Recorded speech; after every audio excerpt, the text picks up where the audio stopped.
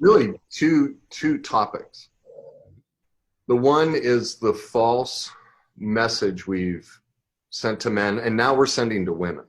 You know, the whole equality and everything. I'm fine. Don't hear me wrong as anti-feminist or anything, but we've always sold that the success process is an external process, that it's the accumulation of money, cars, status, power, trophy husband, wife, you know, the house, all of that. And so, you know, what you're describing is the suppression, and I'm only of value when I've only made it, like the picture you bring up. Here I am, worthless, head down, the struggle. I'm nothing, I'm insignificant, I'm worthless until I have all of these external possessions. That now gives me value. Now I've made it. And that's why nearly every single person who's, quote, made it, then writes a book about how absolutely miserable they are, how much they hate being a star, having the money, having the trophies, all of that stuff. Because they recognize, wait a minute, ultimately, I don't know my life purpose, because our life purpose is a feeling. And so we all have these feelings we've stored and stuffed because of the culture, because of childhood, all these different things we've stored, and we're looking for an external process to validate and go, well, this will take it away, I'll feel great. And so we fantasize for years on the chase and go, well, it'll be worth it. It'll be worth it. I'll get rid of this feeling once I get it. Once I get it. And then we get it, we go, oh my God, it's actually worse now because now I have no option.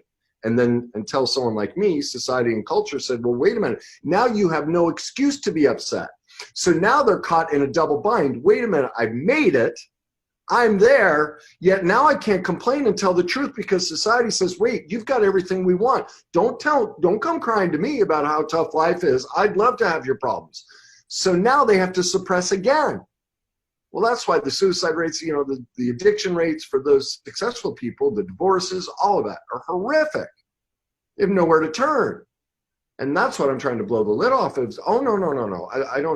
I'm still frustrated myself. I hadn't quite put it together. My book is titled Your Journey to Success. I can't stand that word.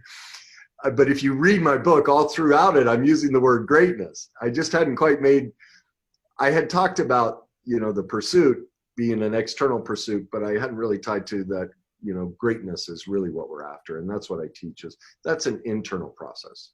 That's discovering the source of who you are and operating up from that place. So regardless if you have all of the external stuff, you're whole inside. And so you don't stand there with your head down and the sunglasses on while you're in the midst of pursuing your life vision. Your head's up, you're smiling, you're like, man, this is just great. I'm just pursuing me. I don't need the external validation because I've got me. This is just the journey. Oh, the journey's beautiful. It's life. It's wonderful when I screw up and have all these things because I learned. But when you're pursuing an external source, all of that is devaluing. Oh my God, I'm worthless. I'm bad. I didn't make it. Well, when you have greatness, you're like, oh, this is wonderful. I love the darkness, the pain, the missteps, because I'm whole inside. And this just teaches me more.